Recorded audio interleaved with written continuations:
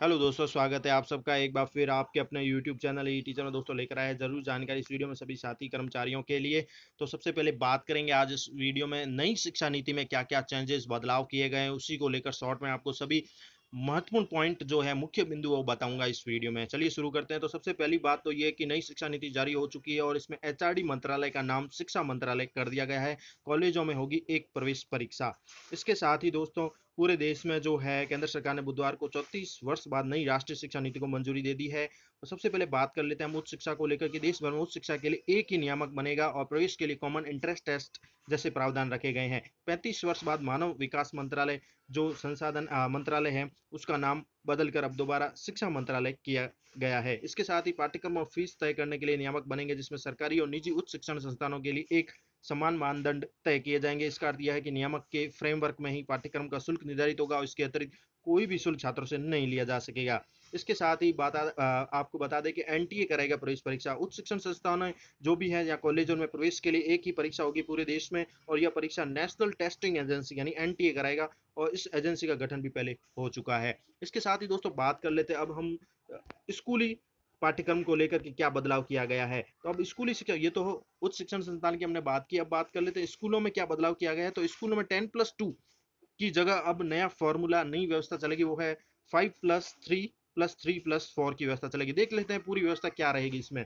तो नई शिक्षा नीति 2020 में 1986 की नीति में वैसे तो बहुत सारे अंतर है, लेकिन सबसे बड़ा अंतर यही है कि अब 10+2 के स्थान पर 5+3+3+4 व्यवस्था चलेगी। इसी तरह और कई बड़े बदलाव जो किए गए हैं एक बार हम देख लेते हैं। 1986 की शिक्षा नीति के तहत अब तक उच्च शिक्षा में कई नियामक कार्य कर रहे थे। इनमें विश्वविद्यालय अनुदान आयोग है, अखिल भारतीय तकनीकी शिक्षा परिषद है, भारतीय वास्तुकला परिषद है, भारतीय फार्मेसी परिषद है या राष्ट्रीय अध्यापक शिक्षा परिषद आदि अलग अलग कार्य कर रही है। लेकिन अब नई शिक्षा नीति में विधि और चिकित्सा शिक्षा को छोड़कर बाकी पूरी उच्च शिक्षा को एक ही नियामक के अंदर लाने का निर्णय किया गया है। इसी तरह 1986 की शिक्षा नीति में उच्च शिक्षा में स्नातक पाठ्यक्रम 3 साल का और स्नातकोत्तर पीजी 2 साल का होता है।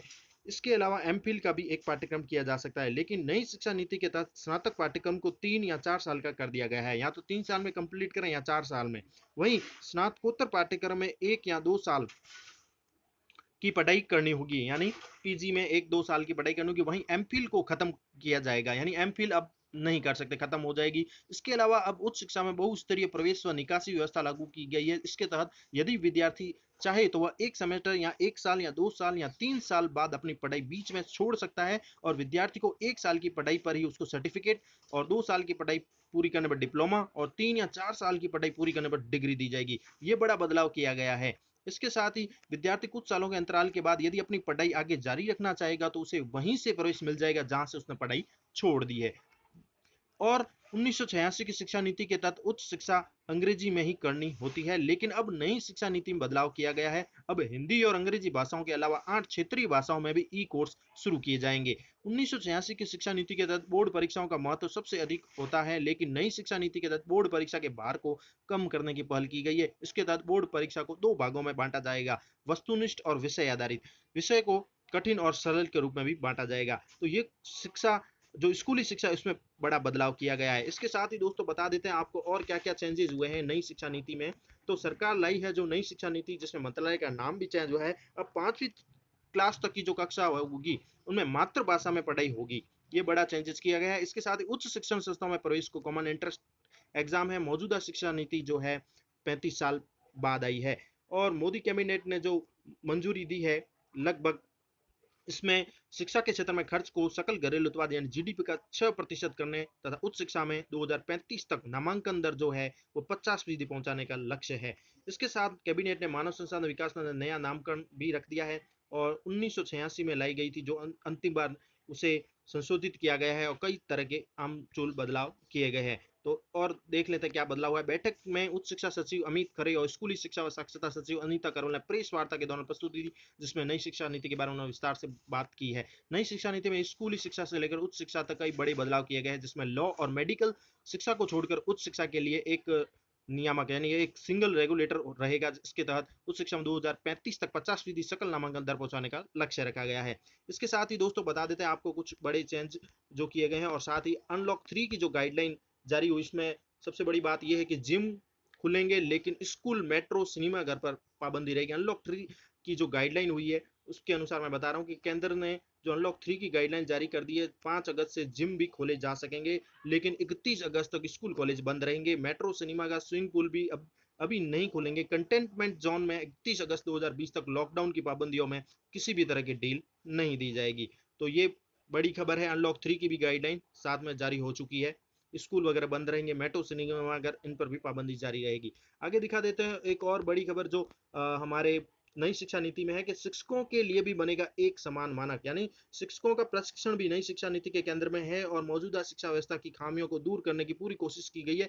इसमें छात्रों के साथ साथ शिक्षकों की गुणवत्ता को बढ़ाने के प्रावधान भी किए गए, जिससे उनकी योग्यता का फायदा छात्रों को मिल सके। इसके लिए अगले जो 2 साल के भीतर शिक्षकों के लिए राष्ट्रीय स्तर का एक मानक तैयार किया जाएगा। शिक्षकों के लिए अगले 2 सालों के भीतर न्यूनतम डिग्री बीएड होगी, यानी बीएड को अनिवार्य कर दिया जाएगा, जो उनकी शैक्षणिक योग्यता के आधार पर 1 से 4 साल की होगी।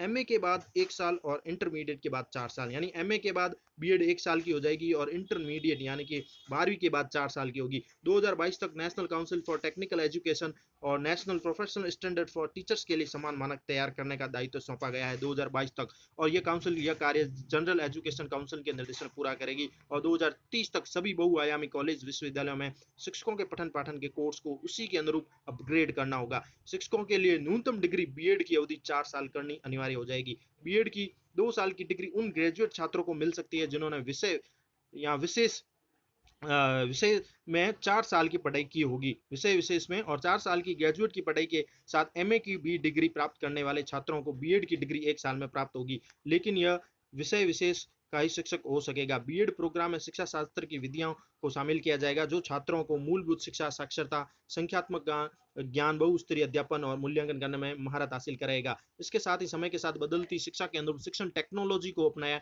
जाएगा, उस पर जोर दिया जाएगा। शिक्षकों के प्रशिक्षण में सुधार के लिए उनकी ट्रेनिंग और शिक्षा कार्यक्रम को विश्वविद्यालय या कॉलेजों के स्तर पर शामिल करने की सिफारिश भी की गई है। मंत्रिमंडल ने इसे मंजूर कर लिया। देश में एक जैसे शिक्षक और एक जैसी शिक्षा को आधार बनाकर इसे लागू किया जाएगा। विद्यालयों में स्थानीय ज्ञान या लोक विद्या जैसी जानकारियों के लिए स्थानीय पेशेवरों को अनुबंध पर लिया जाएगा। इससे छात्रों को स्थानीय ज्ञान प्राप्त हो सकेगा। इसके साथ ही मास्टर इंस्ट्रक्टर कहा जाएगा इन्हें, और इन्हें स्थानीय कला, संगीत, कृषि, व्यवसाय, खेल, कारपेंटर जैसे कौशल शामिल होंगे, जो ताकि बच्चों में भी इस तरह के कौशल विकसित किए जा सके। ये ट्रेनिंग भी दी जाएगी। तो शिक्षकों के लिए भी बहुत बड़े चेंजेस होंगे।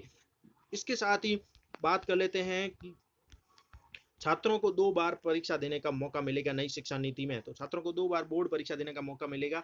तो स्कूली पाठ्यक्रम दुरुस्त होने के बाद छात्रों को इसकी छूट होगी कि वह चाहे तो बोर्ड में अच्छे अंकों के लिए एक बार फिर से परीक्षा दे, और 50 साल पुराने स्कूली शिक्षा के ढांचे को पूरी तरह से बदल दिया गया है। अब स्कूल शिक्षा 10+2 की जगह 15 वर्षों की होगी, जिसमें शुरुआत के 3 साल फाउंडेशन स्टेज के होंगे। इसमें 3 से 8 साल की उम्र के बच्चों की पढ़ाई कराई जाएगी, और यह प्री प्राइमरी से दूसरी कक्षा तक के लिए होगा, यानी 3 साल नर्सरी, केजी, प्रेप और फिर क्लास 1-2 यानी 5 साल की ये हो जाएगी। फिलहाल इनकी पढ़ाई के लिए आंगनबाड़ी का इस्तेमाल भी किया जाएगा। इसके लिए विशेष रूम भी विशेष रूप से तैयारी की जाएगी। नई शिक्षा नीति में स्कूली शिक्षा के लिए किए गए बदलावों की जानकारी देते हुए मंत्रालय की स्कूली शिक्षा सचिव अनीता करोल ने बताया कि आने वाले दिनों में स्कूली कोर्स को इसी पैटर्न पर तैयार किया जाएगा और इसका आधार ज्ञान और तर्क होगा। बच्चों को शुरू से ही गणित, कोडिंग जैसी शिक्षा दी जाएगी। बच्चों को कक्षा 6 से ही कोडिंग की पढ़ाई भी कराई जाएगी। नीति में बोर्ड परीक्षाओं को लेकर बड़े बदलाव की बात की गई है, जिसमें छात्रों को परीक्षा के लिए साल में 2 बार मौका दिए जाने की भी बात कही गई है। हालांकि इसे राज्यों के साथ अंतिम रूप दिया जाएगा, यानी राज्य की सहमति आवश्यक है। फिलहाल स्कूली शिक्षा बदलाव के पीछे पूरी कोशिश है कि बच्चों को जो है रटने रटाने या किताबों की लिखी हूबहू उतारने की जगह एक नवीन ज्ञान आधारित शिक्षा दी जाए। परीक्षा पैटर्न पर भी प्रस्ताव है कि उन्होंने कहा कि 10वीं और 12वीं बोर्ड की परीक्षा तो होगी, लेकिन इसमें ऐसा बदलाव लाने की कोशिश हो रही है कि बच्चों की कोचिंग क्लास की जरूरत ही न रहे। इसके साथ ही राज्यों में एक स्कूल स्टैंडर्ड अथॉरिटी भी बनाने की बात कही गई है, जो स्कूलों की गुणवत्ता, उनकी विश्वसनीयता पर नजर रखेगी। गली मोहल्लों में खुले गैर गुणवत्ता वाले स्कूलों पर चिंता जताते हुए यह प्रस्ताव दिया गया है। 4 स्तरीय होगा ढांचा। स्कूली शिक्षा का ढांचा 4 स्तर का होगा, जिसमें पहला फाउंडेशन स्तर का होगा जो 5 साल का होगा, प्रारंभिक स्तर और मिडिल स्तर पर 3-3 साल का, और सेकेंडरी स्तर का 4 साल का होगा। इनमें फाउंडेशन स्तर पर प्री प्राइमरी से लेकर दूसरी कक्षा तक के लिए होगा। प्रारंभिक स्तर कक्षा 3 से 5, मिडिल स्तर पर कक्षा 6 से 8 और सेकेंडरी स्तर पर कक्षा 9 से 12 तक के लिए होगा। तो ये मुख्य रूप से चेंज किए गए हैं। स्कूली शिक्षा को मजबूत बनाने के लिए फोकस रखा गया है। ज्ञान आधारित शिक्षा पर जोर दिया गया है। 6 से पढ़ाई की जाएगी और कक्षा 6 से पढ़ाई जाएगी कोडिंग की शिक्षा। तो ये महत्वपूर्ण बदलाव किए गए हैं शिक्षा नीति में। तो ये संपूर्ण जानकारी थी दोस्तों आपके लिए। इस वीडियो में पूरी निचोड़ था नई शिक्षा नीति का, जो जो चेंजेस किए गए हैं। Thank you for watching our channel E teacher. Video अच्छा लगे तो एक प्यारा सा लाइक दें। Thank you for watching our channel.